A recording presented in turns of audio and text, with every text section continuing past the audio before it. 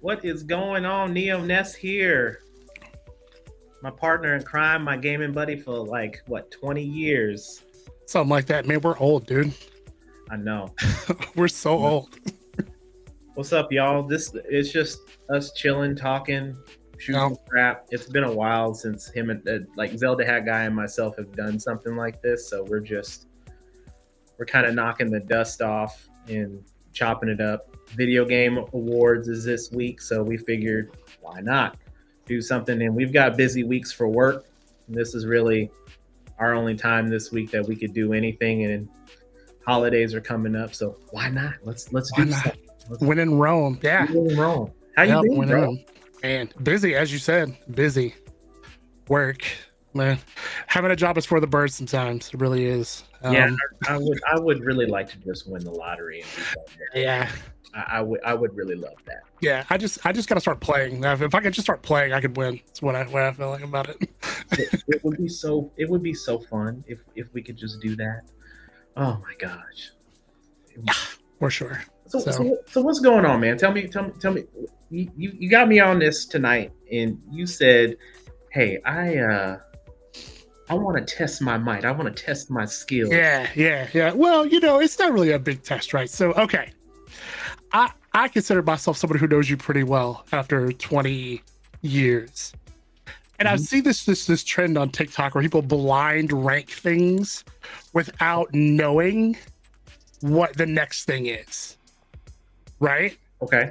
So essentially you'll see somebody, like, it'll be songs, for example. And they'll get 5 songs and they have to rank that song 1 through 5, worst to best, without knowing what the next song is. So they can rank something number 1, but then something comes along better and they're like, dang it. So what I have done is I have picked 5 video games. Oh man. From recent to all the way back, just based on how well I know you. And we're gonna have you blind rank those video games. What? Yeah. Okay, so 5 games. So let me get 5 games. These are gonna all be games that you like. All the games that I like, and I need to rank them top 5. Yep. Without knowing which one's coming next, you get them one at a time. And how did you come up with this? What? I just saw the trend on TikTok and I was like, surely there's got to be some web version of this that I can just go. And I found a web version where I could create my own of this and then share it out of my browser. So okay, I can do it. All right. I want to see this. This is actually okay. Fun. Okay. Let me share the old screen here. Okay. So 5 games. I already know at least. Oh, okay. So we're starting off with this one. So keep in mind, what you rank it, it's there. Oh, so I can't shift these around. You cannot.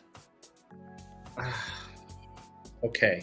Part of being friends is torturing your friends, folks. This is the key to everlasting friendship. This is pretty dope. Okay, so Mass Effect, because I think I know what games you selected. I'm starting to think, and you may throw a couple of curveballs here. I'm gonna put Mass Effect at 3. Mass Effect at 3. Okay. Hold on. This is for the whole series, right? Or no. So basically, this is compared to the rest of the games, but you don't know which games are coming next.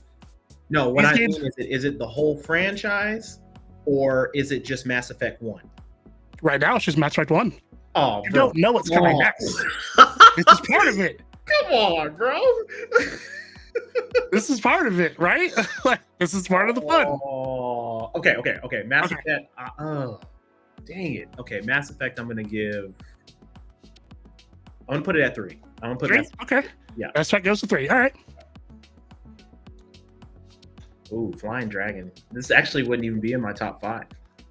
But I know it's a game you like. We've talked about it a lot. Okay. I did throw some games in here that I know were probably not in your top 5 to kind of maybe throw you off. Maybe. We'll see. Maybe. Depends on how devious I am. We don't know. Okay, that's going to be the last one. Last one? Okay. Yeah. That's fair. Yeah. Destiny's going to be a 4. Really? Destiny 1's a 4? Yeah. Oh, I didn't know you as good as I thought I did. Okay. Yeah. Okay. You're talking about all-time favorites, right? Well, as compared, it's compared to whatever the games I'm going to give you next. Like, you don't know if I'm going to give you like a terrible game or great games. So That's part of the fun. The thing about it, right? Don't get me wrong. Destiny 1, I probably have the most hours played out of any video game, out of Halo, out of Warframe, out of any game that I've ever played. Destiny probably has the most hours ever. And I love that game, but if the foundation of Destiny had been consistent, it probably would be higher on this list. It probably would be. But we're going 4. Okay, man. 4. I thought this one would. Okay. Yeah. 4? Mm-hmm. Should we share? Okay. Yeah.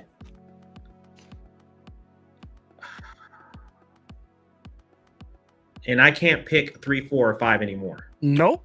What the heck, bro? That's craziness. Returnal would be a 2 then.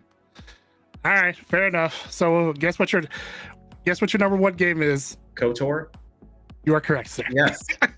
I knew this. KOTOR would have been my number 1 regardless. So, right. That's why I was hoping it wouldn't pop up first. I'm like, well, this is going to be too easy. And there we are. All right. So Returnal over Mass Effect.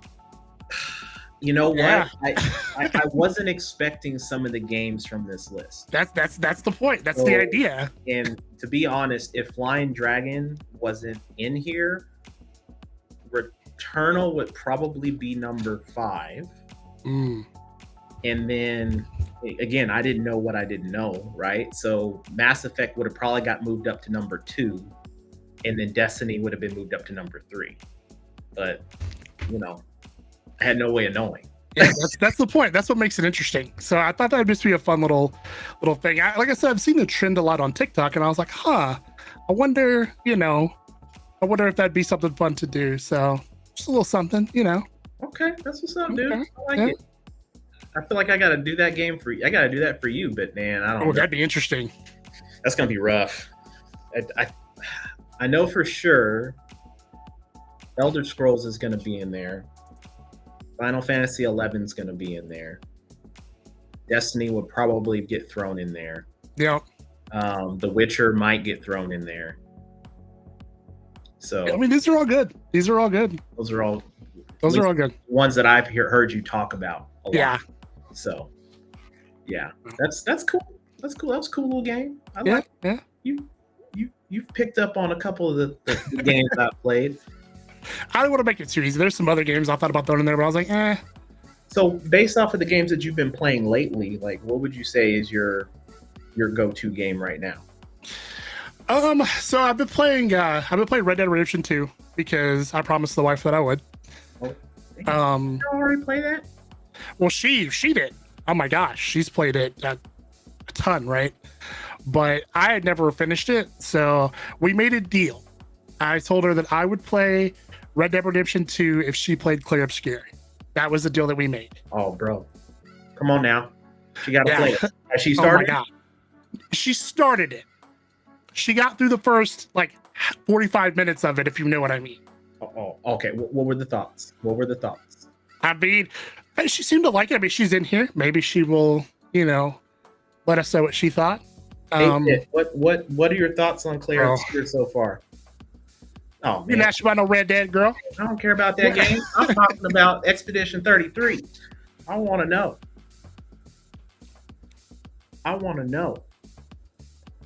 What is it? What are your thoughts? Well, I'm not going to sit here and wait and let the dead fall. There's only one acceptable answer in my opinion, but, it's fine. Game of the year. I already called it. Yeah. There's no... Bro. It's girl...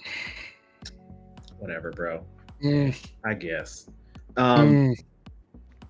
Yeah, so you're gonna be watching it, aren't you? The Game Awards, right? Yeah. I have a vested interest in this one. Because to me, okay. And one thing that we are gonna do is we're going to together, me and Esther, we're gonna cast our Saved by the Game votes for each game in the Game Awards category here in a bit. But it's hard for me to imagine a world where Clair Obscur is not Game of the Year. It's just not, right?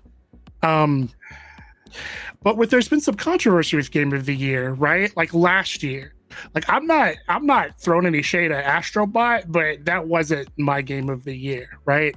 It just didn't meet that criteria for me. Which, honestly, now that I think about it, I want to ask you this question, and I could go first to give you some time to think about it. But Do you think? for game of the year for you, what is the criteria for you for something to be game of the year? So game of the year criteria, and this is for any game that I play. So if it's a game that has me so entrenched, and what I mean by that is it has me so involved to the fact where I'm at work and I can't wait to get off work just so I can go play that game and spend a couple hours, or I'm so vested in the game and I started at, let's say, 6 o'clock in the evening after dinner, and I look up and it's 11 o'clock at night. I'm like, where did the time go? And you're just so Yeah. entrenched in the game because the story's so good, the gameplay's so good. This is one of those games. I don't have a lot of games on my list that I can say that. I'll give you a perfect example. Expedition 33 was a game for, at least in my opinion, to me, storyline and the game mechanics were slightly fresh. I mean, it gave some aspects of old school style, but it gave a different perspective on gameplay. It was one of those games that bumped itself on my list of all-time favorite games to a point to where I bought like numerous versions and copies Yeah. on various consoles, and I still have those. Right? So it's one of those games that's in like my top 10 all-time games right now. Yeah. And that sits with Knights of the Old Republic. That sits with Halo. That sits with Mass Effect. So you're in very good company. And I think the way they did that story, and some people may say like, nah, I didn't like Expedition 33. That's not my game. And that's all cool. Everybody has opinions, but like when I looked at last year's Game Awards, and I was all Black Myth Wukong, and I hadn't even finished the game. Right. And I've since beaten Black Myth twice. Because you go and progress and you continue to unlock more things and more skills to become like the actual Monkey King at full power. I just can't bring myself to go back and play that game a third time. So I'm like, it is what it is. In Expedition 33, the ending left me so jaw dropped that I couldn't even go back and play it again. Like, I know I'm going to go back and play that game again. I know that, but it's just one of those games that just left me like, did I make the right decision? It's one of those where logically you're like, I know I made the right decision until you get to the end and the ending just like, oh no, what did I do? And it's kind of like, I think we chose different endings. The ending I chose, I felt like I was like, okay, no, this is the right answer. But I know what happens if we choose the other ending, and I'm like, oh no. And I just thought, like, you sit there and you invest that time into the character and you think they're gonna grow or they're gonna learn or they're gonna shift their methodology and their thought process because you've been fighting this entire time. You've been battling to change things. And then that happens at the end. And I'm like, no, you can't do that. But yeah, those are generally the games that sit with you. And I think that's why this game in particular has so many awards. It's on so many lists on the award show. I mean, the music was amazing. I mean, that music had me. I'm like, damn, the battle music is so good. I don't even speak French, but I rock out to that soundtrack all the time. Some of those songs, I'm like, I don't even know what they're talking about, but it sounds good. It sounds really good. I don't know what it is. And so, and don't get me wrong, there are some other games on the list that are solid games. And there's a lot of folks that are mad that Arc Raiders isn't on the overarching list. COD definitely does not deserve to be on at all because that was not a good game. Battlefield 6 was much. I mean, it was better received as a first-person shooter, and I think Battlefield 6 is definitely like, if we're moving towards the next steps in terms of first-person shooters and PvE and PvP and all this stuff, I think Battlefield 6 they cut all the gimmicky stuff out, which is, I think that's what the problem is right now. We're just funneled with, oh, here's some skins and here's this, and we got cartoon characters. Like, I don't need all that. I don't need all that in my game. You'd be a Ninja Turtle. Yeah, yeah. I'm like, that's cool and all if you're into that, but I'm like, I don't need all that. I just want the realism of it, and real as it's probably going to be, but it is what it is. Yeah, no, that makes sense. I think for me, for Game of the Year, I think it's really two things. You either have to be extremely like innovative, bring something new that we haven't seen before, which is why I tend to like really lean harder towards like indie games. Like last year, Game of the Year for me was Balatro. That was just different, right? I hadn't seen anything like that before. It was developed by one guy, and you can kind of tell that, it was made. It was made with love. A guy had a great idea, and he saw it realized. So innovative, or you could be a part of an existing genre, but you do that thing like so well that you kind of start to become the standard. One example of that was like The Witcher back in 2015. When I thought open world RPG, I would think The Witcher. Yeah. Just because, I mean, it really set a standard for how to do open world RPGs. And I think that Expedition 33 has kind of done that with turn-based RPGs, right? Yes, there are games with quote unquote better combat or better story or better music, but this has all of them together in one like package. And it wasn't $70. Like it was 40. That right there. Right? It wasn't $70. The selling point right there is the fact that you have a game for the most part that really didn't drop with any real issues, any major issues that required like day one patches or anything like that. It was, I mean, yeah, there was a few minor things in the game, but nothing that was game breaking at all, and nothing that was going to, reduce the performance and the process of going through the steps of the game to where it's like, I can't get past this because they haven't released a patch for this and this is broken and I can't unlock this or something, right? Right. So I think they did a very good job with getting out what they could when that game released. I think they're doing some DLC for Expedition 33, I think, but yeah, it's been greenlit for a movie, I think, as well. In the movie, the movie conversation came up as the game came out. So I'm like, who's played the game and who's played it in so much detail to where they're like, we need to make a movie of this. I'm like, what? Yeah, and what was crazy about it is it came out like right about the same time that like Oblivion Remastered Shadow dropped. Like they literally came out like the same day or maybe the same week. I could be wrong. Somebody will correct me, but I was like, oh yeah, I'm playing Oblivion Remastered. And then I saw the game had came out, and I remember seeing like a bunch of my YouTube was just full of reviews of it. And I clicked on it and watched one, and they were raving about it. I'm like, okay, I watched another one. I'm like, all right, you know what?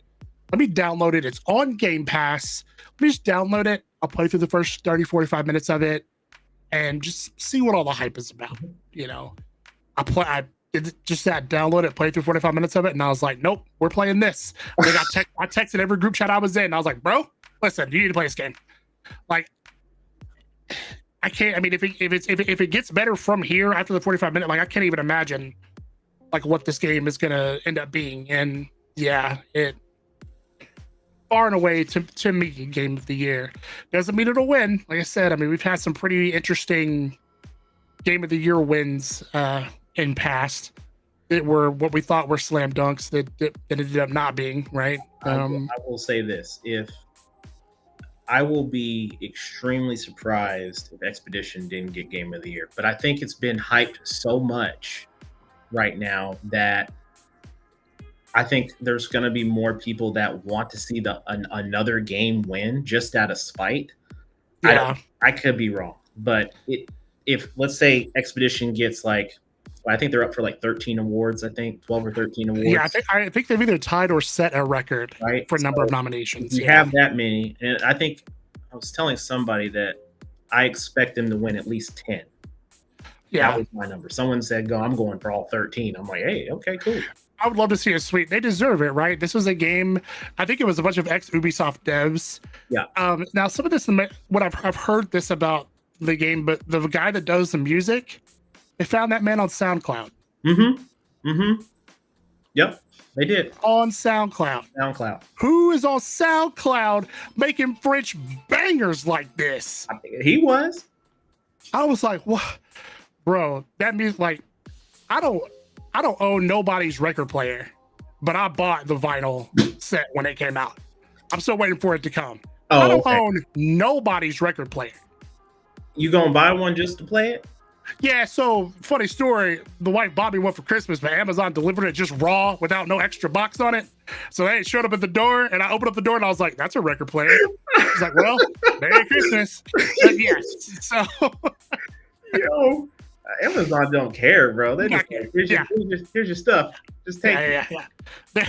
They are fresh out of cares. Their field of cares is barren. Yeah. I've seen some boxes getting delivered around the neighborhood, and these folks, like, I'll tell you this. I had some stuff getting ordered to the crib, and they were like, it's been delivered and arrived. And I go outside looking on my doorstep. I'm like, I got jacked. I don't know what happened. Where'd my box go? These fools put it out front of my garage door, bro. Yeah. I was like, what are we doing? You didn't even walk to the front door. Like, it's in your yard. Like, I know it's in my yard. We're gonna gingerly put this on the edge right here, man. Yeah. Go. It's on your property, and we delivered it. There you go. I'm like, what are we doing? Like, why? Yeah. We need our stuff. So yeah. So let's. You want to get into this list that you? I kind of have a feeling of what's going on, but yeah. So I figured we go through each category. I mean, we're signed into my account, but this will be the official. You know, I already did mine. So yeah. But so we can use my account, and this could be the the official Saved by the Game picks for Game Awards. Let me share the old Reno. So we're not going to start. Game of the Year is the first category. We're going to say that's in the end. I mean, there's not really a big surprise, but hey. All right. So first off, we have Best Game Direction. So we're going to try our best not to vote for Clair Obscur every time, but I can't promise anything. So I'm not a Death Stranding fan. I haven't played Yote yet. I loved Hades 1. Mm-hmm. I haven't played Hades 2, and I haven't played Split Fiction. So I'm going to be biased on some of this. Now, and I was waiting for Hades 2 to come out. And I was big on Hades when it was out. And I played a lot of that game. But I can't justify giving it the best game. And what I mean by, here's my definition of game direction is, I would consider that more of a sequel style genre for this, right? And you're taking the game and you're continuing to move the needle further to better provide better gameplay, a better story experience, all those things. And all these are sequels. This is yours. What would you pick? So, but the key word for me is creative vision and innovation. Okay. Right? In game direction design. I've never seen a game like Clair Obscur before. We've seen games like these because they're sequels. Very true. It's hard for me to not pick Clair Obscur here. Very true. Then if you pick Clair Obscur, then I agree with you. It's hard for me not to pick. Next category. Best narrative. I mean, again, like that story. Now,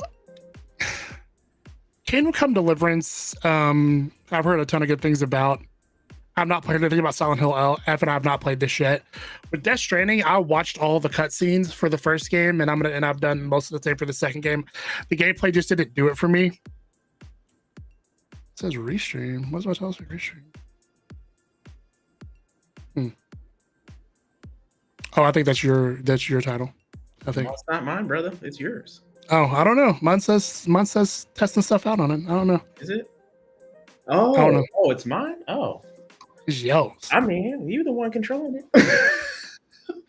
Don't put that evil on me. Sorry, Ricky Bobby. Continue, sir. Continue All right. I appreciate it, Mr. Ryrie. Thank you for correcting this man. No, I'm just kidding. I'm just playing. I just hopped on, man.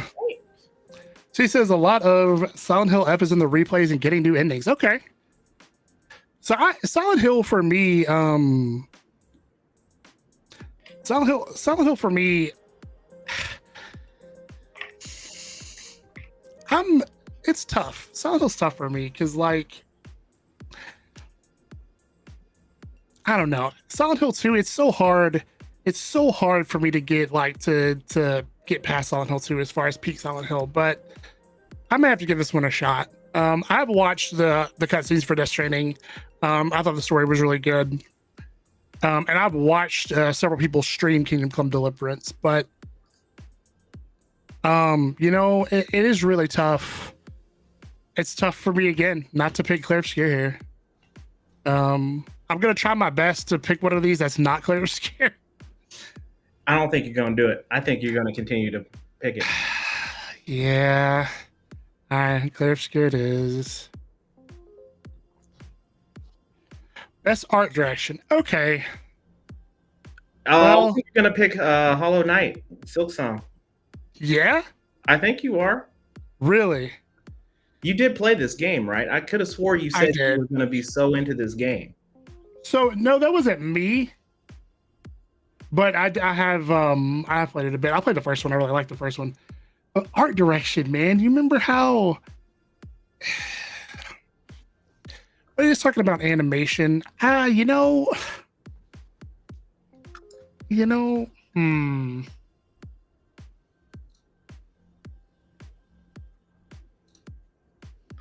Don't think too hard, brother. We're supposed to be picking these. Yeah, you're supposed to be helping me. Oh, help me. I mean, okay, so I'll tell you what I picked here. Expedition 33. You're so basic. No,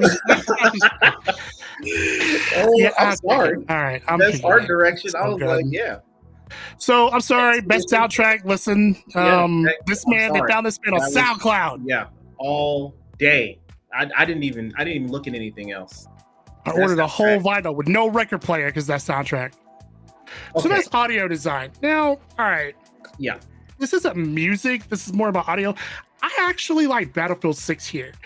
I feel like whenever you're in Conquest, it really sounds like you are in a war. Right? Because I don't think this is about music. It's more about like how the audio comes together and all that. So I like Battlefield 6 here. I agree.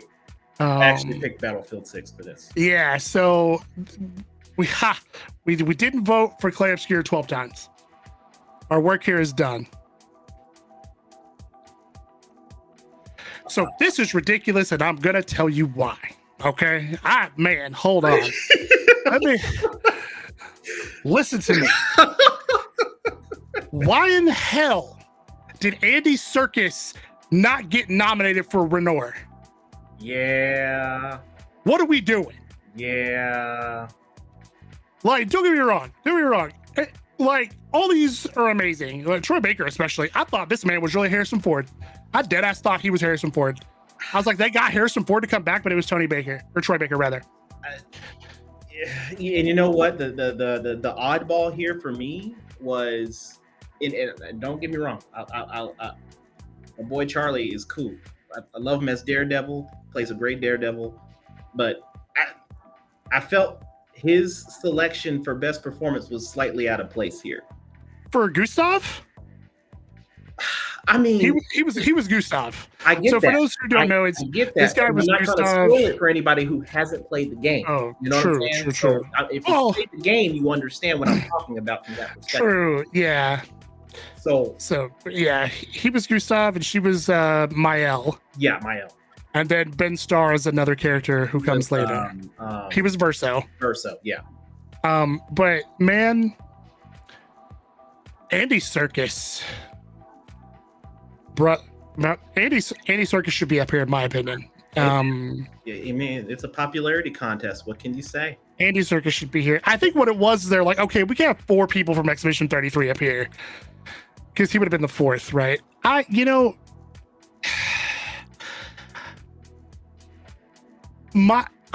Jennifer English as Mael is what I'm leaning towards here.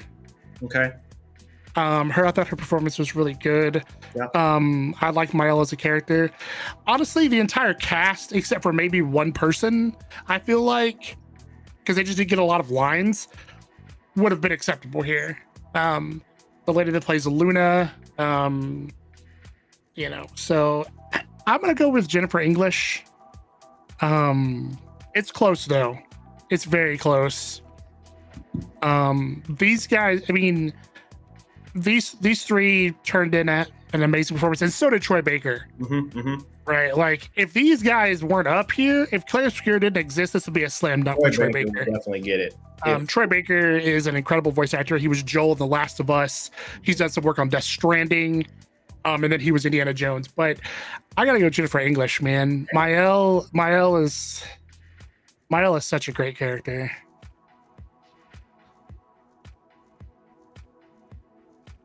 Innovation and accessibility. So I don't know a ton here, so I kind of can't.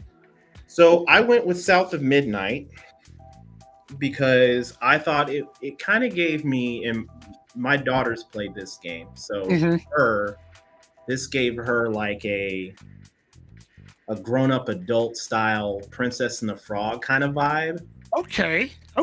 So when she was playing this, she was like, yeah, this kind of gives me Princess and the Frog vibes, because the character, she's like in the bayou, and of course it's not even sing along or anything like that, but she liked the character.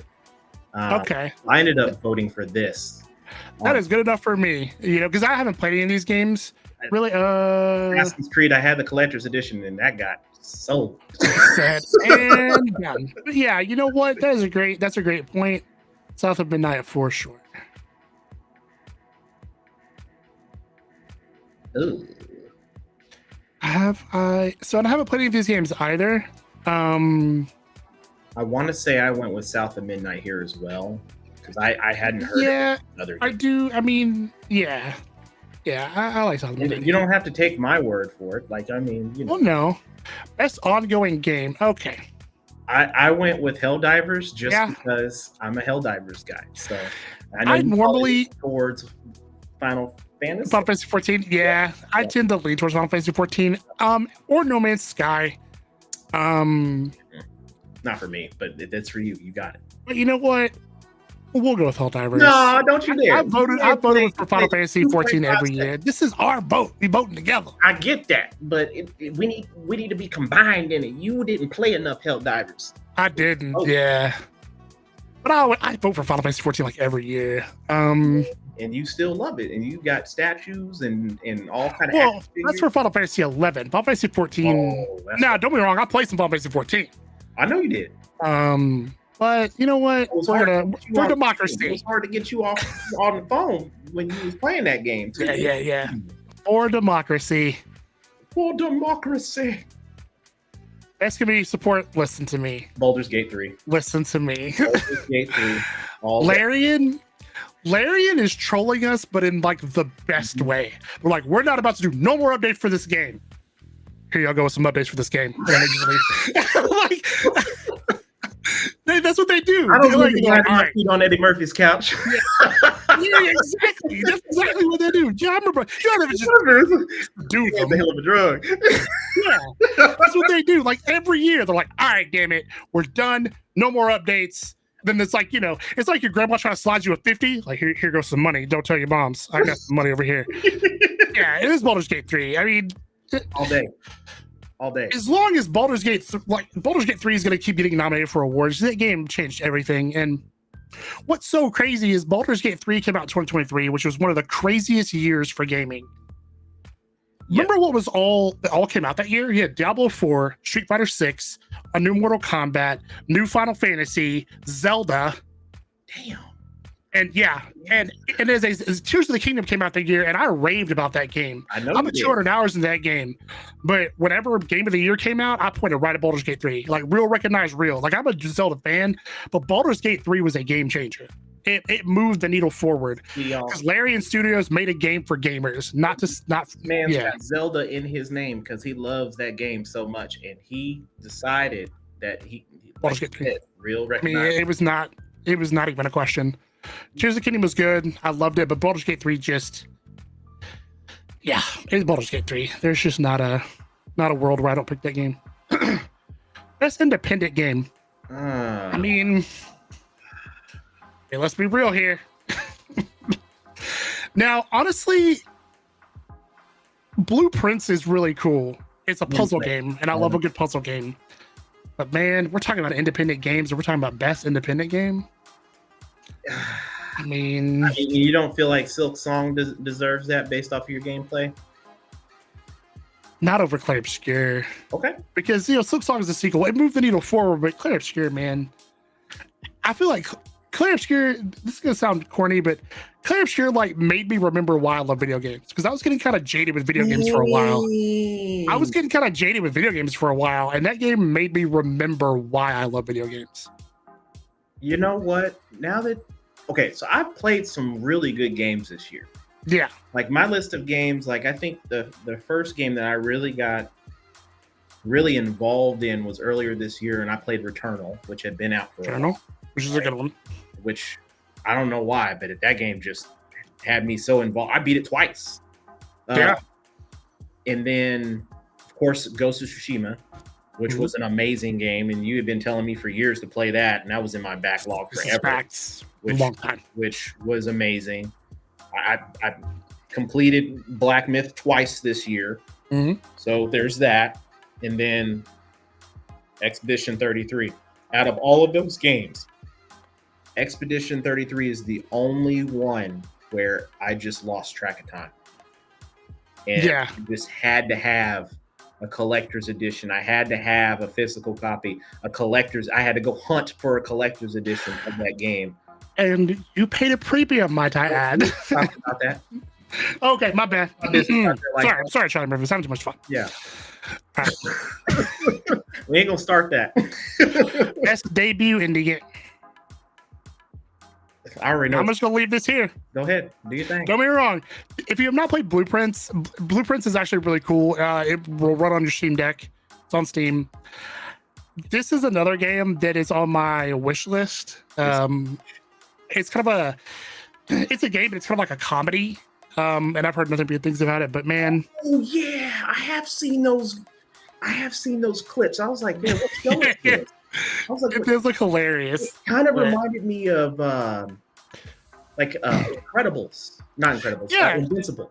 Right. Yeah. It almost has like kind of like that Telltale vibe to it. So, okay.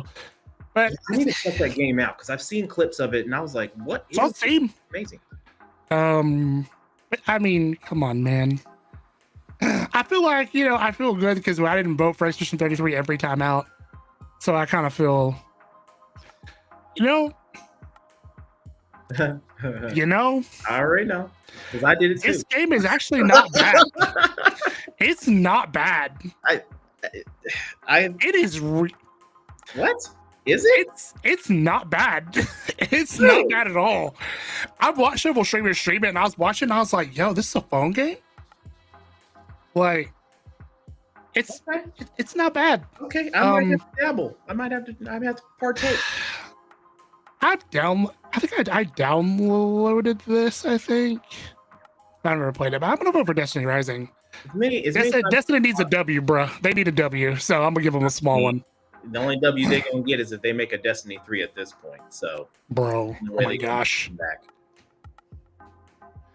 So, I know you're not much into VR. Oh no, I can't do it. But this is pretty easy in my opinion. This is pretty easy. I've heard it's good. Yeah, I've heard it's good. I'm a huge fan of the Alien franchise. Massive fan of it. So, best action game. Now this was tough. This is tough to me. And you really? So okay. Let me preface this by saying I've not played Hades 2, but all I've heard is that it's just taking the first one and improving on it in every way. The first one I actually played while I was in the hospital, which is a kind of interesting story. When I was in the hospital for a week, somebody bought it for me and gifted it to me on Switch because they felt bad because I was in the hospital, which I appreciated. And I played it and I was like, this game is gnarly. It actually made me really start to like the roguelike genre. I never really played it much. Put it up in the chat. Oh, there.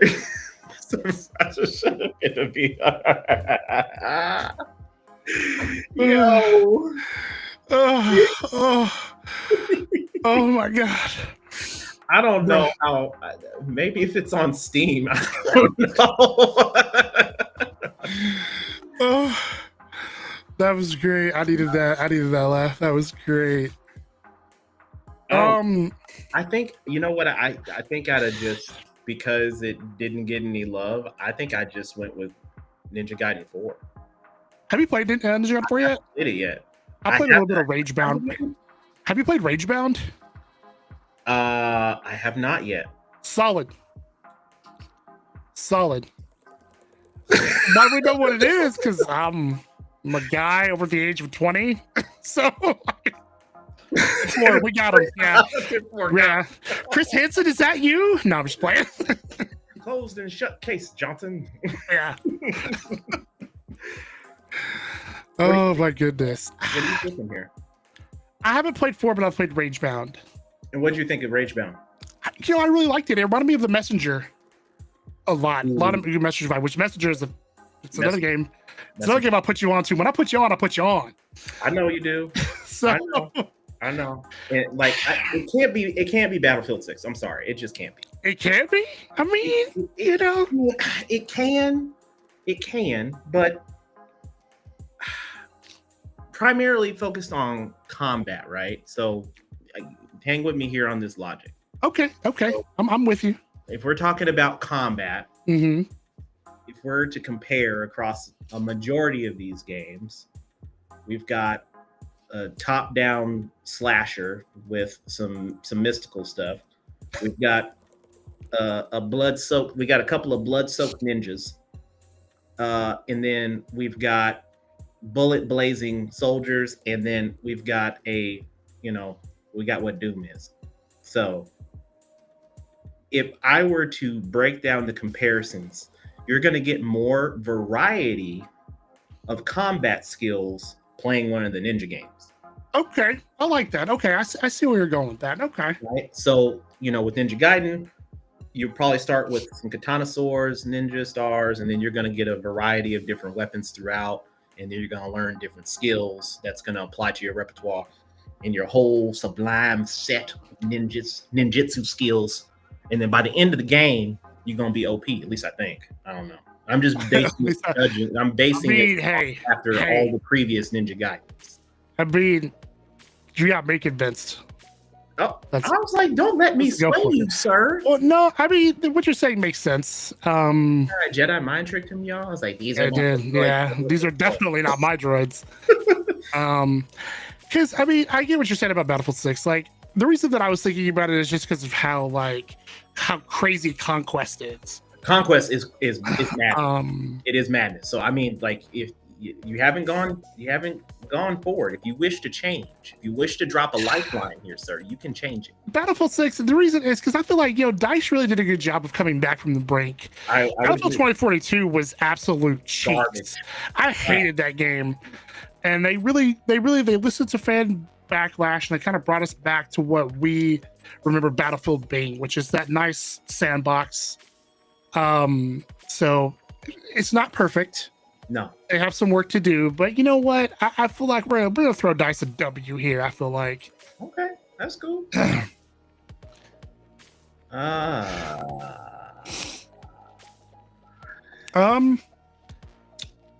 honestly don't remember what I selected here. I think it was between Indiana Jones and Yote. Yeah, there's a lot of good options here. I've watched both these games be streamed. I actually really want to play this game. It's now officially in my backlog to pick up and play. I played It Takes Two, which is kind of what this is a sequel to, which I think that'd be a game that I definitely think that It Takes Two is a game that you and Jade can sit down and play together and have a blast. So It Takes Two is a split screen game that requires two people. Me and Kenny played it for a bit, and you both work together to solve puzzles, essentially. Okay. Split fiction is the same concept, it's just a different narrative. Okay. So what's your selection then? This Indiana Jones game is pretty sweet.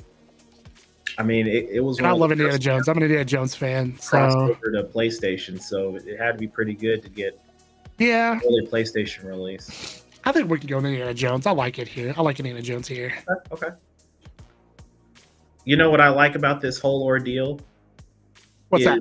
the fact that you're able to cruise through this and select all of your games without the site crashing. Because when I did this, I kept getting 404 code error crashes. Oh yeah, because I knew the score. Like I knew I was gonna wait. I was like, I'm not gonna get blown up by the site going down. Ooh. I didn't think this game was very good. I have the game. I haven't played it. I haven't messed with it. Monster Hunter is just not my jam. I've tried to play 3 different ones. It's just not for me.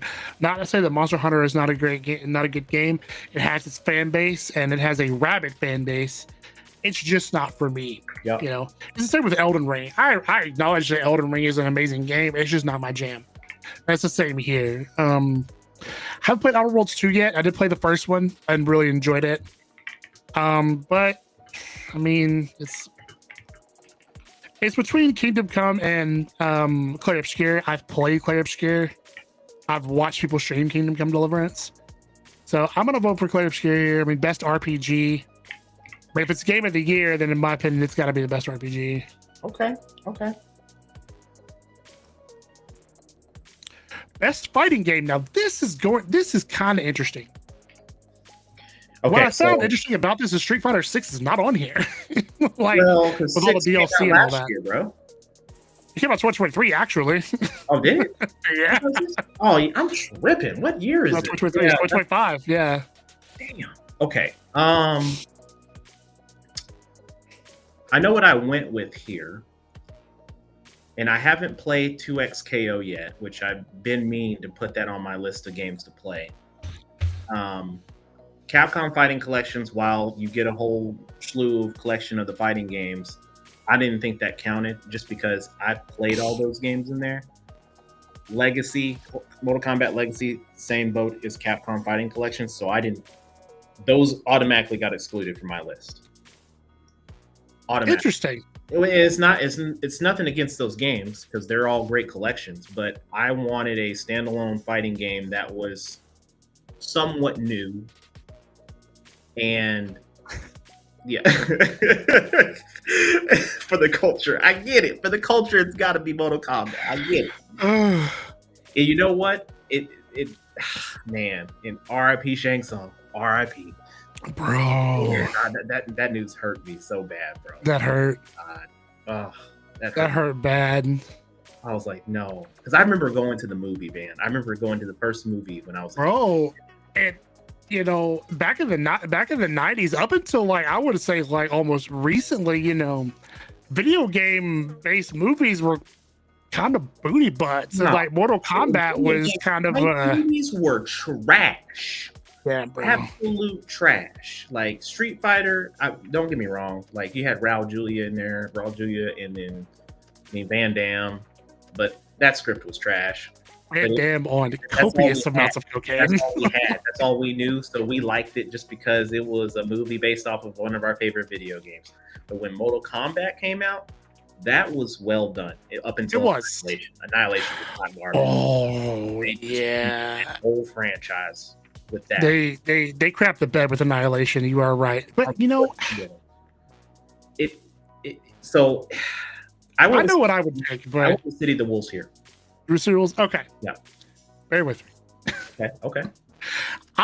To me, it's Mortal Kombat Legacy Collection. Okay. Here's why. I mean, for the culture, for sure, as you mentioned. But the thing I thought was cool about it is you got so many different versions of these different Mortal Kombat games.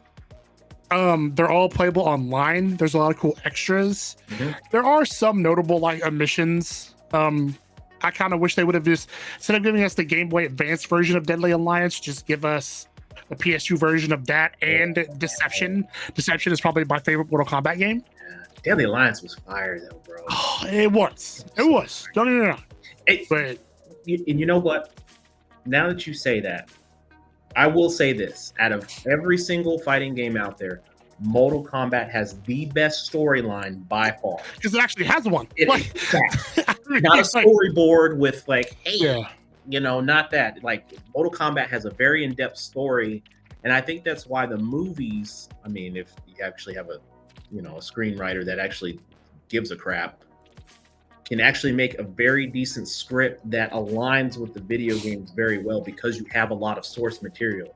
Like, I think that's why we haven't really gotten a decent Street Fighter film except for Assassin's Fist, but that was more aligned to like a fan-made film, and it was really good. And it was really good, and it wasn't based on the entire. It wasn't trying to do this whole like mythos of Street Fighter. It was just based on two characters and their kind of like upbringing. Yes, which I think that was perfect because I like that. I like that a lot. Yeah, I did like that. If they continued down that path to where they did a movie that intertwines like 2 or 3 characters, kind of Marvel cinematic it up, and then do like an end game where everybody's together, I think that would have been insane for a fighting film. But I mean, of course, you're gonna have to have enough interest for certain characters, and you do a poll, who's your top characters? Well, I mean, you already see that in fighting game tournaments, so you can just do it based off of that and know who your top characters are, and you know who the face of your movies need to be, and then you go, not to go down a deep rabbit hole, but Mortal Kombat for sure. I mean, damn, you make me want to change my vote, but hey, I got to do it for the culture too, and I'm a Neo Geo dude. So. I know, and City of the Wolves is good. It is a good game. It's not Garo. Yeah, Garo, but it's solid. They're doing a lot of cool things along with Capcom to kind of. They're doing a lot of kind of crossovers. I think it's neat. So to me, it's between these two. I think you're going to go Mortal Kombat. Well, so here's the thing, like. The fact that the City of the Wolves brings Fatal Fury back, it's the first Fatal Fury game since what? Fatal Fury Special? No, since Garo. I thought Fatal Fury Special came out after Garo. Garo was the last game. Mark of the Wolves? Yeah. That was it came out in 99. So it came out around the same time as Third Strike. Still, this is the first Fatal Fury game in 25 years? Yeah. So you know what? That's fair. Best family game. All right. I mean, I don't know why this is a family game. You can, unless you want your family to sit around and watch you play it. Oh, I see. I picked Mario Kart here. Yeah, I like Mario Kart here. Multiple people can play it. Even with Split Fiction, you can have multiple players. Don't know much about Lego Party, but I like Legos and it looks fun. But you can't go wrong with Mario Kart. I really think they did a good job with Mario Kart.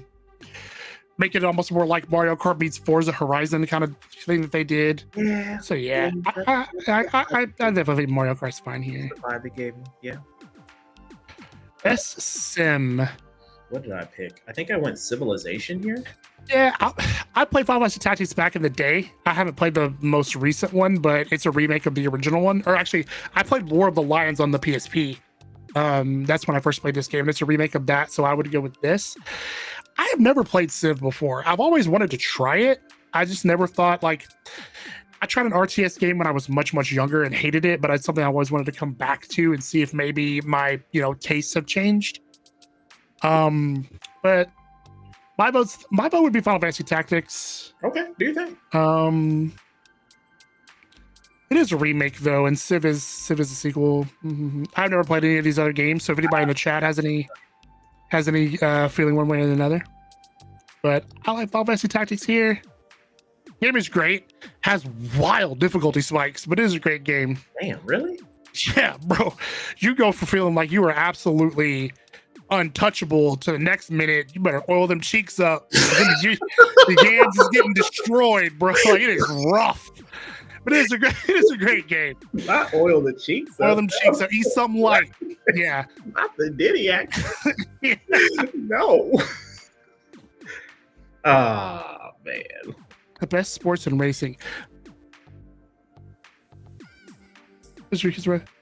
Battleship, so simple but so just yellow. Oh yeah. Listen, me and the wife played that like 2-3 years ago. Kind of hilarious. This is on my Steam wishlist. I didn't realize that it came out, but I mean, Mario Kart World. I mean, come on, it's Mario Kart. I think I went F1 here, bro. Yeah, have you played this? Yes. Because I got my sim. I got my. That's true. Yes, I played. from time to time, I don't unfold it out. I mean, it's out now because I Gotcha. redecorate stuff. Hmm. He thought about putting it in the office and just setting it up in here, but I'm like, I don't want to do that. Yeah. Okay. You know what? But That's no, don't let me sway you, because if you haven't played it, right? So if you played Mario Kart and that was your first, then go with Mario Kart. Which one of these did you like more since you played them both? Give me your insight there. Well, F1 gave me the realism, right? So sure. I'm all in the setup and I've got the wheel and the pedals and all that, then I'm going to be more immersed than I am in Mario Kart. Like, don't get me wrong. I've selected Mario Kart as the family because, of course, you're going to have family involved with that. That made perfect sense for that. So I went with that. No, you ain't played it. Yeah, it makes sense, right? We're in this together, and you make a fair point. Okay. We're talking about Sim. Sim is more like simulation, and this is more realistic than Mario Kart. Yes. Makes a lot of sense. Okay. Best multiplayer. Oh. I went Arc Raiders here. Not played Arc Raiders yet. I've been trying to get y'all to get on, and nobody wants to play. All right. So, have you ever played Escape from Tarkov? No. Both of those are kind of extraction. Why is it's an extraction shooter? And I feel like I've heard, because it was super popular for a time, right? And it still is to some degree, but it's an extraction shooter. But it's a lot more like hardcore, where there's friendly fire and you don't really know who's on your team. It's crazy. And I don't know, it kind of... Yeah, you know what? Now that I think about it, I don't think you need to play that game. I don't care if people take my stuff. Like, I've played the hardcore like PvP. Know how you be raging. So I'm like, nah, it'd probably be better if you don't play that. Unless we got like a really good squad. I'd probably lean towards Battlefield 6. I made it through the division, get my stuff taken. Division. I mean, stuff like this, like if that's just part of the game, it doesn't really bother me. I get irritated with like stuff like when games are just fundamentally broken. Like, this is part of the game, is getting your stuff taken. Like, there's just part of the game. And visually. So I'm playing, you know what? And I haven't played Battlefield 6 on PC yet. I played it on Xbox. I played Arc Raiders on PC. I'm talking about, good Lord, the game is visually amazing on PC. Like, I might try it. I'll pick it up. I mean, I'm playing that game at just standard 165 frames per second, like guaranteed in that game. Now there's some massive spikes. Don't get me wrong. That game spikes, so it's not going to be like, oh, you're going to be at 165 the whole time. There needs to be some more optimization in that game for sure. I mean, most of the time they look to hit a solid 60. That's kind of their baseline, probably. For sure. So, do you like Arc Raiders more than you like Battlefield 6? No, but Battlefield 6 all day. But you know what? But you know why? It's because I haven't had enough time to invest into it because I don't want to play it alone. I see. All right, man. I'm picking up on the signs here. So to me, this is a slam dunk. I don't know if you have watched. I thought this movie was buns, bro. I didn't think it was good at all. Pass. I have not seen this, unfortunately. Oh. I have seen this. You know what? Despite how people feel about some casting choices, I really feel like that they've done a really good job of capturing the overall look and feel of The Last of Us, man. So I'm just gonna vote for The Last of Us. We're lucky we live in a time where video game adaptations are actually decent. They're getting better. They're getting better. Fallout not being on there was kind of wild to me, but okay. Oh man, this was hard. This was hard. Because I know where you're leaning, and I know it's this. It's this. The most anticipated game that could or could not come out next year. I'm surprised. You know what? At this point, I'm pretty sure they're gonna be like 2027. I mean, maybe. Honestly, don't be wrong. The Witcher 3 is a fantastic game. You should play it. I know I keep saying that, but I've played a little bit of it. I just haven't gotten very far in the game. Grand Theft Auto is just an experience, bro. Like it's a national event when a Grand Theft Auto game comes out, and Grand Theft Auto 5 still holds up to this day. Mhm. I think I actually played through it and beat it for the first time like 2 years ago. And if it would have came out in 2022 or 2022, I think it still would have done just as well as it did when it came out in 2013. Oh yeah, for sure. To me, it's hard not to pick Grand Theft Auto. Wolverine looks really cool. This game actually looks pretty neat, and of course, I'm a big fan of The Witcher. But I mean, come on, it's Grand Theft Out of Auto. all of these, which, if someone were to ask me, like, which ones would I pick up or purchase? I mean, of course, GTA. Wolverine would definitely get swapped up for sure. I'd like to get that game.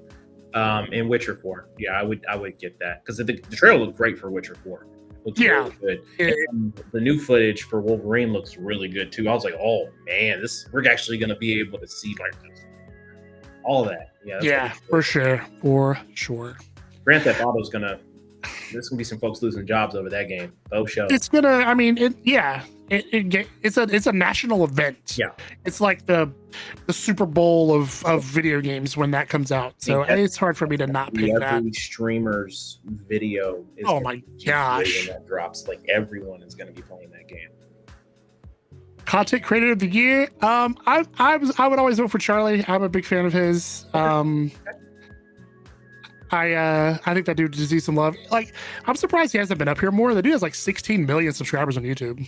And I've always liked his stuff. I followed him for a long time, so I'll vote for him. I can dig it.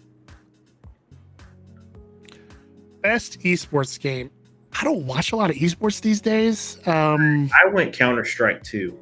Yeah, I do I do. Yeah. CS2 is kind of fun to watch. Valorant was really big for a while. I cannot stand to watch League or Dota. So yeah, you know what? Counter-Strike is good to me. Best esports athlete, bruh. Come on, I would go with Minardi. Who's been on a tear in the Street Fighter community lately.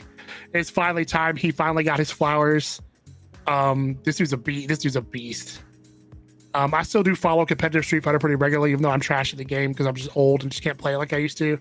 But I still follow it. So this guy, yeah, Minardi he's the truth. I can't put the cycles in fighting games anymore the way I used to. Like, I used to put in, I don't know, like 15, 20 hours a week in fighting games just so I could, be somewhat stay competitive. But yeah, I hope he wins. He's really good. Best esports team, again, I don't follow a lot of esports. I'll probably just vote for a CS2 team. It's probably the esport that I would follow the most out of all of these. So that's, yeah. Player's voice.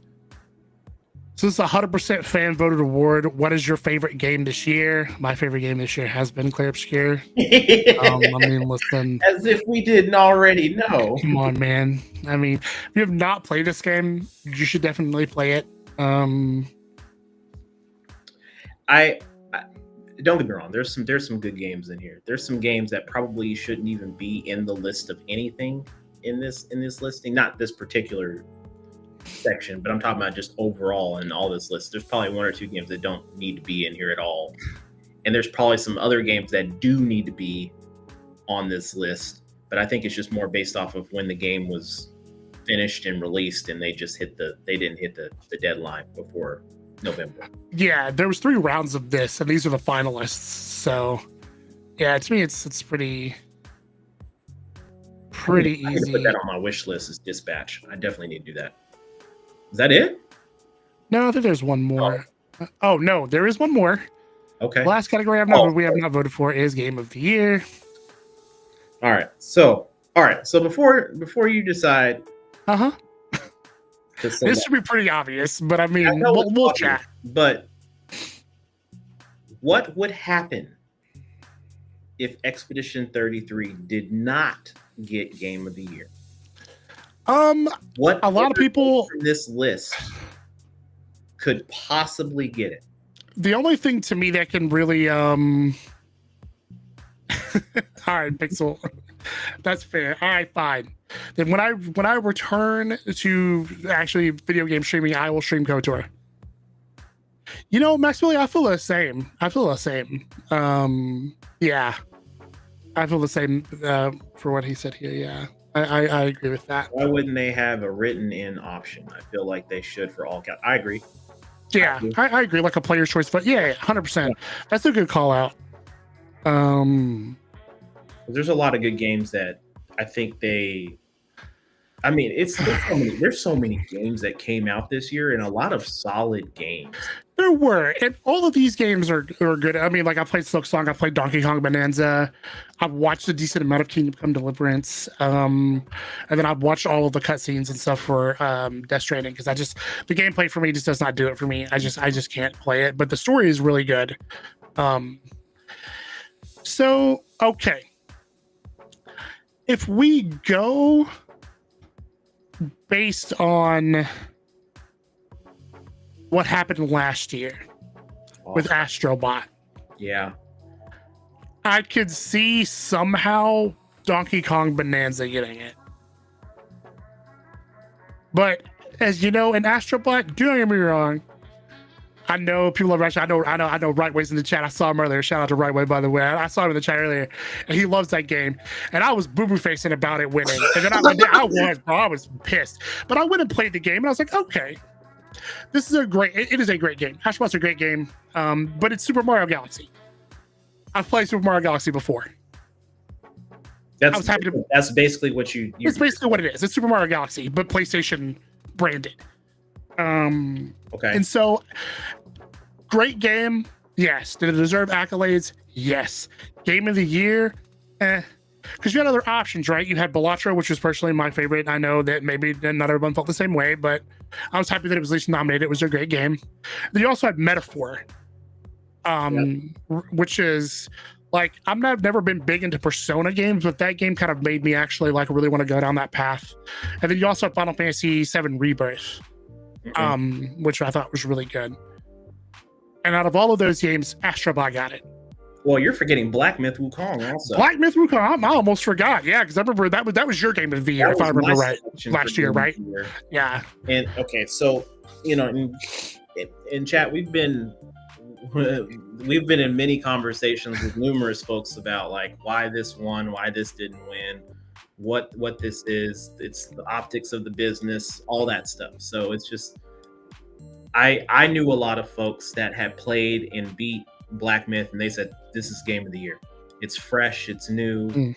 And then I heard from the other side of the house like, no, Astrobot is the family. You got more people that are going to be able to play it, that it's simple to get into, it's not as complex, it's not a Souls-based type style game, all these things. And yeah, I can concur with that side and say like, I get it. If you have more kids playing and you have more family playing, right? So it's a lot easier for people to dive into certain games. But me personally, I don't feel that's enough to warrant a game of the year just because you have something that's going to drive, a genre of individuals to come play the game. Because we heard about it last year, game of the year. I haven't heard anything else. You don't hear much now. Like, perfect example, right? Baldur's Gate 3 came out the year before. It won game of the year the year before last, right? Roll over into the last year's game of the year, and people were still talking about Baldur's Gate. I think it won something last year, and then it's nominated again this year. Right? Do you see a nomination for Astrobot here? No. And even going a step further, the year before that, it was Elden Ring. People are still talking about Elden Ring 3 years later. So there was DLC. Night Rain for Elden. Yeah. True. So from Indonesia. Man, it's early over there. I bet. Unless I got my time zones wrong, who knows? I probably do. But the only thing I could really see being is from an actual gameplay quality standpoint is maybe Kingdom Come Deliverance. That game does have a pretty huge fan base and it got a lot of good reviews, but it is a sequel. A lot of these on here are sequels. Donkey Kong Bonanza reminds me a lot of Mario Odyssey, but with like Donkey Kong. Okay. Whereas Clair Obscur is something kind of fresh and new, and it's moving the needle forward from a turn-based RPG, which a lot of people felt like turn-based RPGs have been are dead, but it combines turn-based RPGs with like somewhat of a Souls-like element with the parry system, and you have the great soundtrack, the great story, memorable characters. It's just a total package. It's really hard for me to see a world where it is not Game of the Year. So I've been going back and forth with this for a couple of weeks because, folks have said like Donkey Kong could do it, and the only reason why that's in the back of my head is because Astrobot did that with Black Myth. In my opinion, that was my opinion, right. We had a lot of folks out there. Oh, Black Myth's gonna win. That's it. Clair Obscur, don't get me wrong, has this whole video game award in a chokehold. Yeah.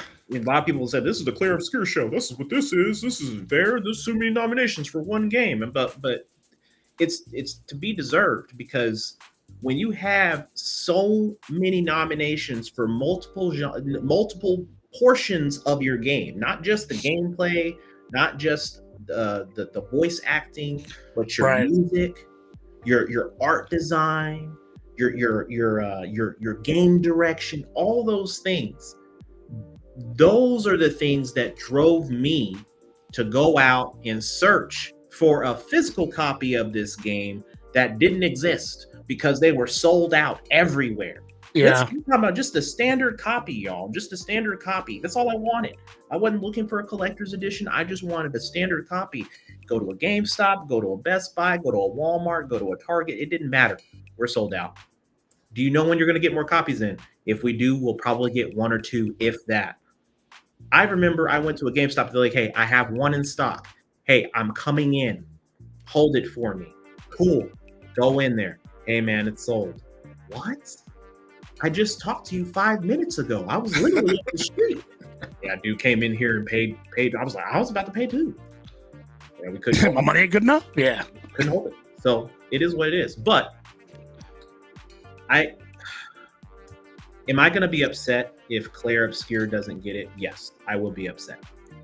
I will honestly, like, out of all of the awards, out of all the nominations, if you said Clair Obscur is only going to be nominated for Game of the Year, I'm fine with that, because I believe that is Game of the Year. I do too. Right? I do too.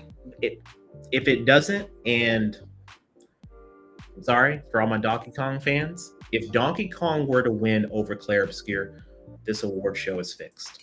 Yeah, to me it's a scam. I'm like, dude, come on. Game of the Year, bro. Game of the Year. Somebody paid somebody somewhere. Congratulations. It is what it is. And Donkey Kong, it is a good game. I played through it a couple That's your jam. That's your jam. Hey, but I mean, and I know Clair Obscur is not everybody's jam. I understand that.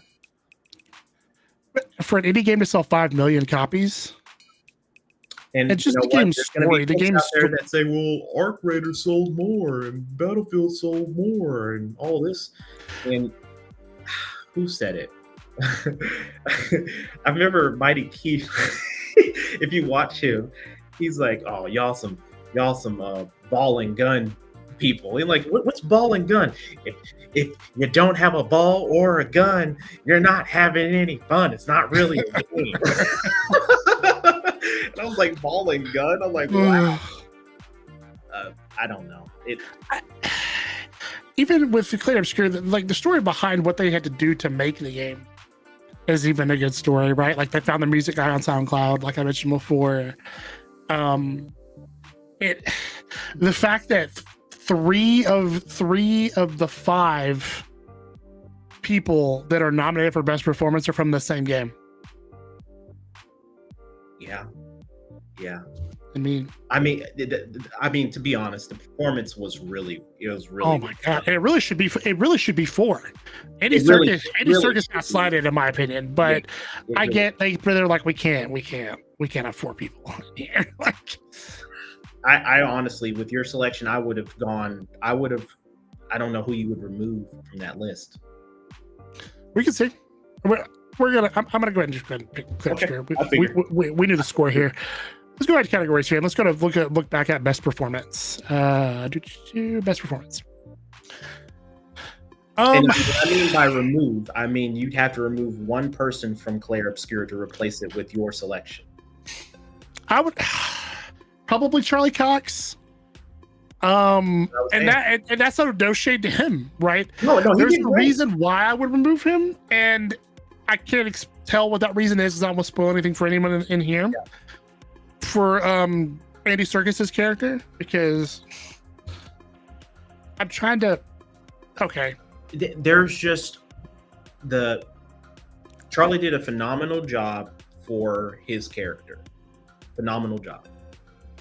There's Andy's character had more depth. Right? Yes. Had more depth. Yeah. So you learn more about his character and what's driving everything in this story is he's part of that. He's a piece to that puzzle. Right. Without really, I'm not going to spoil it. And without any spoilers, I can say this. Andy Serkis plays the character is the villain.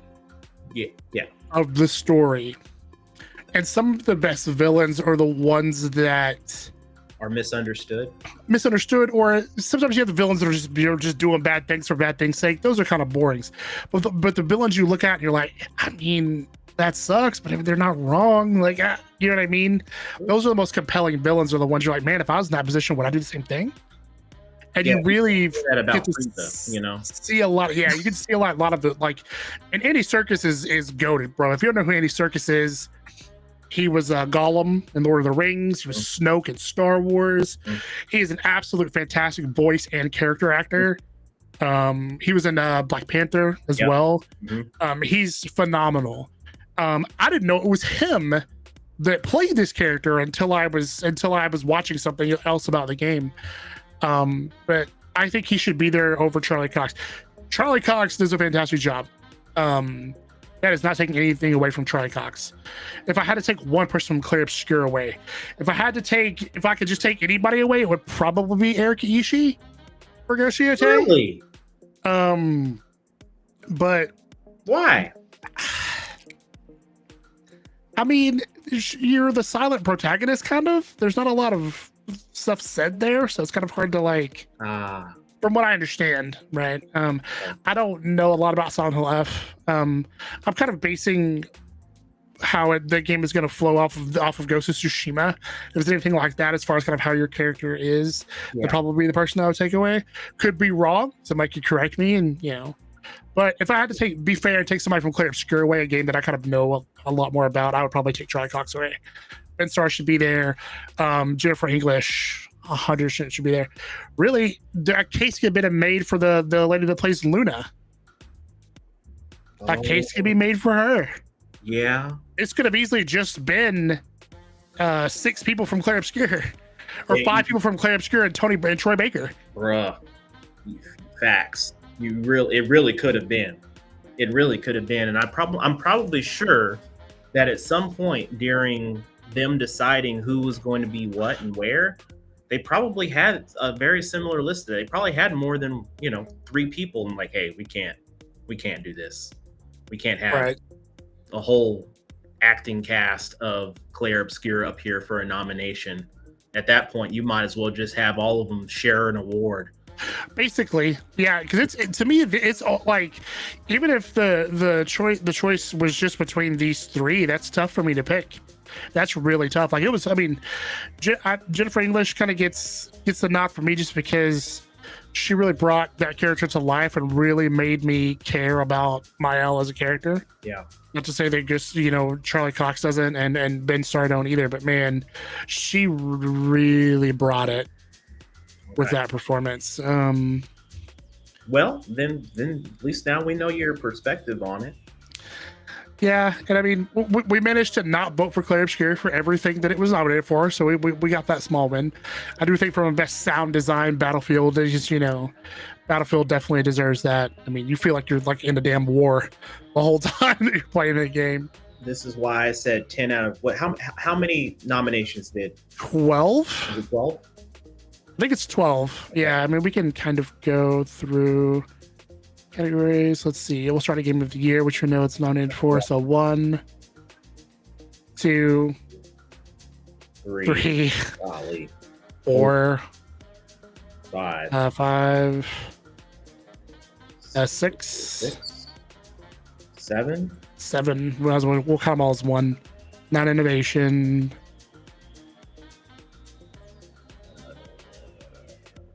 8, 9.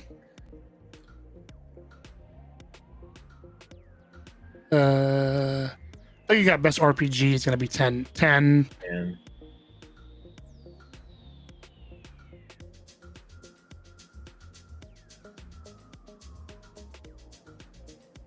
So it looks like 10. really, I could have swore it was more than that. 10. And we voted for it 9 out of 10 spots. It was So I said 10 out of 13 originally, so I was way for off. some reason I thought it was like 12 or 13, but I guess it's Or just it 10. was more than that.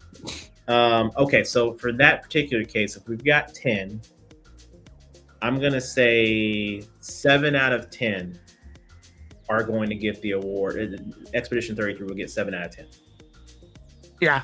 I think that's fair. And what's so interesting about it too is I feel like in almost every category that it's nominated for, it's a slam dunk. Like you could make a case for like Kingdom Come Deliverance 2 for Game of the Year, but for a lot of these other categories, I feel like it's really just It's stacked. it's a slam dunk. Slam dunk. I think that's why there's some folks out there that are kind of salty about it, because they're like, man, there's no variety in this. And I think you're always going to run into a scenario where the award shows aren't going to be exactly to what people are going to like, because there's always going to be a game that someone doesn't have nominated. There's always going to be a game that's not going to win, even though it probably should have won. That's all based off of perspective. Sure. And then you're going to run into a scenario where, games that probably should have just been entered in the first place just didn't make it. They didn't make it just based off of the time that they were released. Yeah, for sure. And generally, a lot of times when that happens, like let's say, for instance, if Arc Raiders came out 3 months earlier. Yeah. I think it didn't have enough ramp up. Different conversation right now, because now you're talking about Arc Raiders is in the running for Game of the Year. And we see how many people are playing that game right now. Yeah, and I think the thing about multiplayer shooters is they tend to be very flavor of the month, right? Everybody was on Battlefield, and everybody was on Arc Raiders. Now people are moving to COD, whereas we're still talking about Expedition 33 almost a year later, right? So it's hard though, man, because when you're talking about the flavor of the month, that's what everybody has that taste for. So, it's real easy to say like, ooh, I love this piece of candy the most right now because this is what I like, this is what I enjoy. So I think it's in a good place. I think Expedition 33 gets the dub. 100%. And that's just my opinion. If it doesn't, then I'll never cover another one of these again. Yeah, it's just come on, man. I feel like because I don't know. Somebody at the back, the person who's doing the bead counting, like they should probably just be like, look, all right, a bunch of people were trolling us and they voted for Donkey Kong, but we just can't. Like, this place is gonna, they're gonna riot in here if this game doesn't win. I hope I can watch the Clips Notes on Thursday because I'll be working, so hopefully I get a chance to watch it live. So I don't want to go back and watch and hear all the chat groups blowing up like, oh my god, I'm like, oh, I missed it. So yeah, I can't take another L. I was like, I can't take another L this year because I swore last year that I was like, there ain't no way no damn Astrobot's about to win. And then I said something about Donkey Kong this year. I lost the competition. I thought I was in the running for something, and I was like, dang, I didn't win. I knew I was a shoe-in. I knew I was about to get promoted. Nope. That's how I felt. Dude, really? Like, I'm going in this with my defenses are up. So if it doesn't win, then I'm not gonna be overly surprised if it doesn't you know. I will be, because I mean, even Baldur's Gate 3 wasn't nominated for this much stuff. Like, it wasn't. I think it was nominated for like 6 awards. But to that point, though, right? So let's say, for instance, let's play devil's advocate here. Let's say it gets all of the other awards but Game of the Year. No. I'd rather it just get Game of the Year and not the year and not. No. No. But imagine a world that happens in. Bro. That, to me, no. Like, that's ridiculous. That'd be so ridiculous to me if that happened. That'd be so ridiculous. We've seen crazy stuff happen, bro. We have, man. But like, crazy stuff happen. My TikTok for like the past like 6 months has just been like people playing that game and reacting to it and being like, "What?"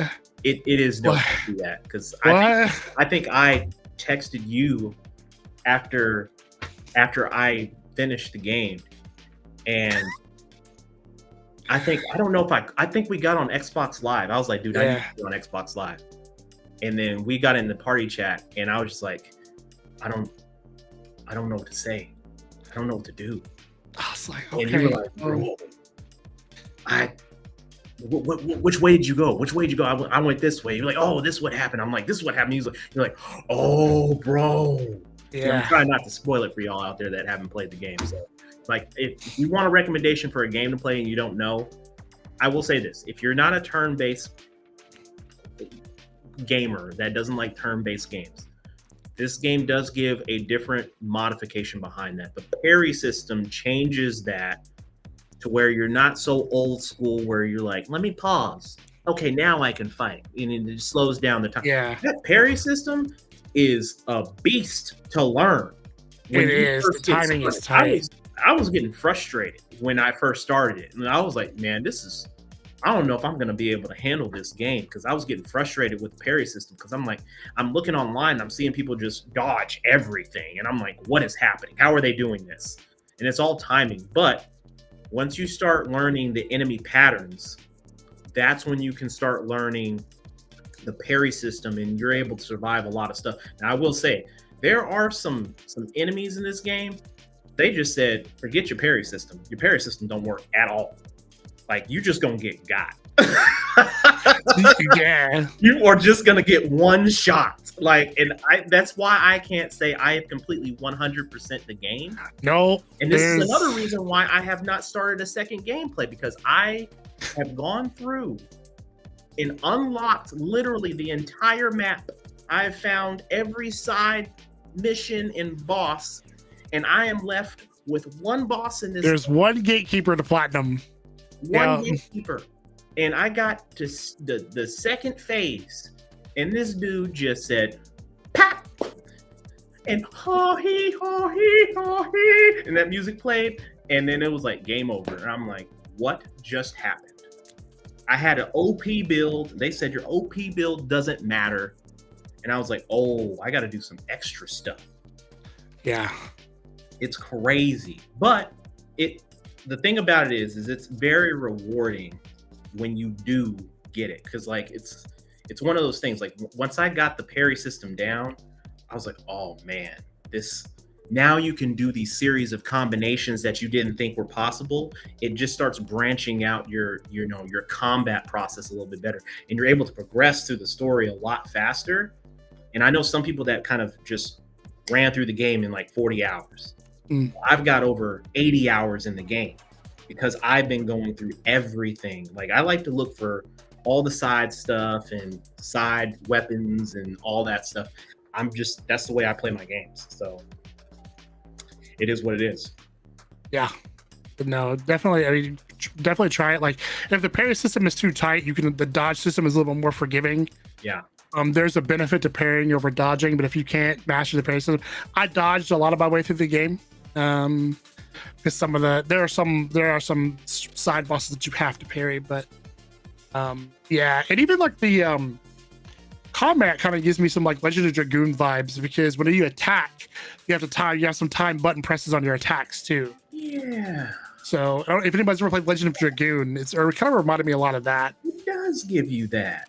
Yeah. I didn't even think of that. It does give you that kind of vibe. Huh. It does. Yeah. I mean, that game is Bruh. And the story, a lot of RPGs, you know, like I give you an example, like Assassin's Creed. That's a game that just hangs out too long. They're so long. This game, the story moves at a good pace. Yeah. You Doesn't know, stay for too long. it doesn't stay for too long. Because I'm with you right there. Like you have those games where you're like, man, I'm OP now, but now I've reached this new area, and now I got to put another 20 hours in, and you're already 100 hours into the game. You're like, I just want to go home. I'm tired of playing this game. You get burnt out on playing the game. Yeah. It's a full-time job after a while. You're like, man, am I done? Is this game over with? And like, that's not a fault to the game developers, because like there's a lot of times we complain about like the game's not long enough, or the game's too short, or this game is so good I wish it was longer.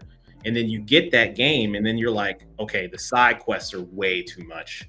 Like this has nothing to do with the main story. It has nothing to do with building your character up. Like side quests are good and side missions are good if it gives some benefit or unlocks something within the story later on down the road, things of that nature. I can completely get behind it. But if you're just putting stuff in there just to put stuff in there, to just say, hey, you've got all this content, like what's the use behind that content if it doesn't for me? So. Yeah, that's true. And Claire Schitt does a good job of this. The story moves along fast. If you want more, there's tons of side stuff, side bosses, and all that good stuff. Put that up on the chat. Are you ladies making you guys snacks, meals while you're locking in on game session? Funny enough, I usually make my own snacks, or I don't eat at all. I'm so focused in the game, I forget. Yeah, I don't think about it a lot of times. I'm just like locked in trying to play. Like my wife will come up and she's like, "Are you gonna be on the game all day?" I'm like, no, I'll be done in about an hour. She's like, "All right, cool. Are you hungry?" I'm like, "Yeah, I'm hungry." Well, you're gonna have to come downstairs and eat. All right, all right, copy that. I'm not gonna bring it up here to you. I'm like, okay, cool. That's my cue to get off the game. But yeah, she's super cool about it. She's super cool about the food and stuff. Like side note, not to derail or anything. When we first started, when we first got married and she really got to see my gaming side, that was a constant like, oh my God, you can't be doing this. And then she got used to it. Really got used. All right, so before we go, because I know we've been on this thing for a hot minute, my question to you, Mr. Zelda Hat Guy, is: are you expecting any new leaked games or expectations at the Game Awards? Man, okay. I'm hoping just for your sake, bro, that the KOTOR remake is back on. Because there's been a lot of chatter about it. And a lot of chatter today. So I'm looking at the camera right now, y'all. Okay. If you want me to, if you ever wanted to see me just do a random video on any game on the channel, if they announced a KOTOR remake and I actually see footage and I actually see dates of when this is actually going to be available, there will be a video on my channel that will go. I will have it up on my speculations so quick, I'm not even playing. This is my game, y'all. Like my whole office is decorated based off a character from that game, Revan. My whole office is Star Wars up. You see the back here? I got these lightsabers all lined up. I got a Revan mask. Revan sitting right here on my PC. Like, love the character, and it's all based off of how they wrote the script for that game. They did such an amazing job, and a lot of the more modern games have taken the bones and foundations of how you tell a story in a video game from that game.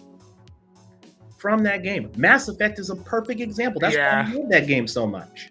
Yeah, Mass Effect is good. All right, let me ask you this. Yeah. Okay. What would you rather see? Okay. And give you two options. Oh, bro. A Knights of the Old Republic remake, mm-hmm. or Knights of the Old Republic 3, but It's made by Larian Studios. Oh my god, I hate you. Oh no.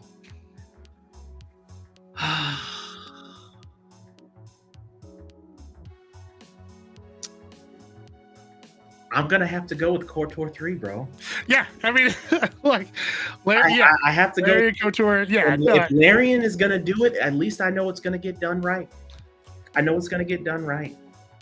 I know it is, and they've got the track record to do it. They've got the right devs, and they've got the right storyline for it. So it's my concern is there's been a lot of time between Knights of the Old Republic 1 and 2 and what the overarching story of Star Wars is, right? So what I mean is you have Disney has taken Star Wars and shifted the story. So a lot of everything that I grew up reading outside of the movies, whether that's a comic book, a story, is what they classify as legends. So, but also let me drop this bomb on you. So out of all of the Legends characters, there's only one, for the most part. There's a couple others, but for the most part, there's only one that's still classified as canon, and it's Revan. Yeah. Because his story was so good. So good. So would I want to see a remake done? Yes. And unfortunately, there's been some voice actors from the original that have passed away. Unfortunate RIP. And I was hoping that, if we could have gotten at least the remakes done with the original cast, that would have been awesome. Yeah. I don't know where that's at. But the leaks that I saw today, and I think A Omega, I don't know if he's still in the chat, but he sent it to me earlier, that there was I think Aspire, and then Saber, and Obsidian had a lawsuit going on, right? Aspire did the port switch, right? Yes. So there was That's a what I lawsuit thought, that was going on because originally Obsidian had, they did the second game, but they cut content from the second game out. So no one saw that. So when you go and play KOTOR 2, you go in mid to early portion of the game, and there's a couple of sections on a planet that you just can't get into, and it's locked. And it's meant for you to go back, but the game didn't do as well as the first game did, and they never went back and dropped DLC for it. So it was missing content from KOTOR 2, but the dev community, or the mod community on PC side, they went back and added that back in the game. So I played that version, which was great. So I read an article today where they were talking about that lawsuit's over. And if that's the information that they're talking about, and they're talking about like, hey, we're going to release the hidden content that you were originally supposed to be playing on the Xbox version, I'm going to be pissed. And I get it. For everybody else out there that hasn't played that and hasn't been on PC and hasn't had the mod, that's fine. Good. You get to play it on Switch. Whoop-de-doo. But I'm sorry. At this point, I was promised a remake. I want freaking remake. The thing with remakes, though, is that, they can go a different direction with it. Like take Final Fantasy VII versus Final Fantasy VII Remake, for example. I like the remakes. I like the combat system, but anytime you take the game and fundamentally change it, part of what made KOTOR good was that D&D based combat system. Yeah. If they were to take that and change it and make it a live action fighting system, do you think that would not ruin the game, but take away from what made that game that game? I think, you know what? I think if you took a page out of Claire Expeditions turn-based, I'm good. I'm Gucci. You want to add a dodge or parry system, I think it aligns perfectly with how a Jedi would move. I think, okay. And I think that would be more acceptable to. It would be a happy medium for those that are fans of the traditional, the old school format of how to play the game, and those that are new school that don't like turn-based and that can accept that it does have some turn-based, but you can dodge and parry and all that. I would like to see more games actually try that, because now Yeah. you're bringing in, like, because when I first started the whole, action based, I didn't like it. I was so accustomed Yeah. to turn-based. I just didn't like, having to constantly be on to be able to. My reaction time is slow now. I like a good turn-based game. And I've played some pretty good ones as of recently, Clair Obscur being one of them. So yeah, okay. And really, like, KOTOR's combat was a little bit ahead of its time, because it was like action and turn-based combat kind of mixed together. Yeah. In a way. And I really like I love that they use kind of the D&D system where, every attack was basically a roll on a D20 essentially in the background. So I would like to see them keep that. I really think Larian could really do great things with this series, even if they did the remake. Even if they just did even if they did a remake but a reboot, if they were just called Knights of the Old Republic, but it was their spin on it. It's wishful thinking, bro. I mean, that would be so awesome. They got Baldur's Gate. Baldur's Gate wasn't their IP. You're right. But we're gonna be. I mean, if it did go to Larian, we're gonna be waiting years for that. I mean, of course, I've been waiting years for the remake anyway. Yeah, if they don't do anything fast, they kind of. But that's, in a way, that's good. There's not always a publisher behind them making them push out an incomplete game. The game will be ready when it's ready. Baldur's Gate 3 was in early access for like over a year. I know it was for at least a year. But you can't. And people were playing it. You can't do that with KOTOR, though. Could. If you split KOTOR up into acts, because Baldur's Gate 3 was in early access, you could play Act 1. And people put hundreds of hours into just playing Act 1, because there's so many different scenarios and things that can happen just in that first act. If they took that formula into Star Wars. Yeah, I can dig it. I can dig it. I mean, I can dig it. Is there anything else outside of KOTOR that that is on your radar that you would like to see that we haven't heard about? Man, Elder Scrolls 6. I'm gonna put my cloud makeup on and say that again, I guess. Saying that for a long time. I have been, man.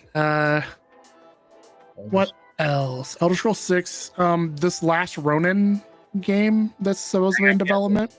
Or no, I'm sorry. No, movie got canceled. Okay, I was like, come on. Yeah. Star Wars Eclipse. They dropped one trailer for that like 4 years ago and went dark. I heard that there's going to be something about a Star Wars game, but the leaks that I heard today said it was going to be an Old Republic style game. So I don't know what it's going to be, but I know it's not going to be Eclipse, and it's not going to be it's another game. I doubt it's going to be anything around like the Jedi Survivor game, so that's not ready yet. So Mass Effect 4 has been in development. They canceled Mass Effect 4. No. I'm saying what I mean is it's not going to happen at the Game Awards. Just a teaser trailer? I mean, we've already If you remember right, Star Wars Eclipse, it was a world premiere at the Game Awards in 2019 or something like that. I'll be happy if I see something Mass Effect related, but I don't think it's going to be. I don't think we're going to get anything wrapped around Commander Shepard. I mean, Shepard's, right. I mean, even though unless it's a prequel, I would love to kind of be like, how can you bring Shepard back? But a prequel would work. I don't want to see a prequel. I don't care about that. Versus RDR3. Yeah. I mean, RDR3 would be good. But I feel like that's going to be so far along after GTA 6. Trying to think of what other games that we've heard a little bit about.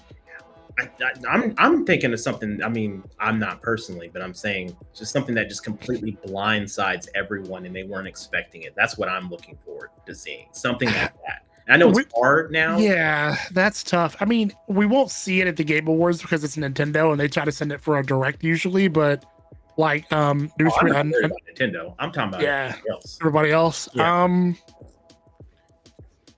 Only way Nintendo's gonna drop a bomb is what game? In the direct. They do it at a direct, yeah. So. Just something out of left field. All right. This will never happen, but I can hold out hope. Portal 3. I love Portal. Portal is one of my favorite games of all time, and I would love to see that it. Would be dope. Portal 3. Yeah. If you know what, let's just hold out. Let's be optimistic here and say if you get what you want, and we go buy lottery tickets that following day, because if we get the games that we just have been begging and drooling for like the last 5-6 years, then definitely got to go get your lottery ticket. Yeah. SWTOR on console. I mean, you know what? I could survive. I could completely survive not having KOTOR if they said that the MMO is coming to a console and it's going to have controller support. Or even if they leave it on PC and just give it native controller support. Native controls. Final Fantasy 14 has solved controller support. Just go copy them. Yes.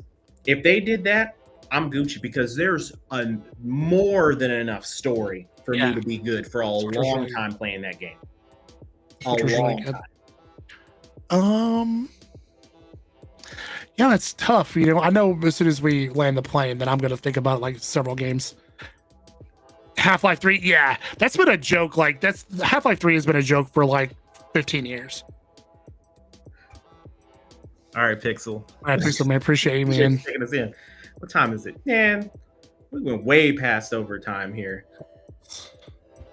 We did, but it's all right. We can go ahead. We can go ahead and start to settle it down. Start to settle it down. We're old men. It's Oh yeah, my knees is over here popping. Not the popping knees. Y'all, appreciate y'all for checking us out on the stream tonight. Zelda and I have been talking about that we want to like get on and game and do more stuff on stream. So this was our way of we've been busy, both of us working like crazy, and we have busy back ends of this week. And he was like, dude, let's get on and just hop in and mess around and talk. And instead of it just being in a group chat, we might as well say, hey, y'all come along with us. So appreciate you checking us out and hanging with us. Zelda, where can they find you, good sir? I'm on YouTube, Twitch, and TikTok, and Instagram, all as Zelda Hat Guy. Nice. Keep it simple. Keep it simple. You can find me at NeoNess on YouTube, of course. You can also find me at _Neo_Ness on the Instagram. Collect and play the way you want to collect and play your games, whether that's retro, whether that's modern, whether that's console, whether that's PC. It doesn't matter. Just get in your gameplay. We'll check you next time, y'all.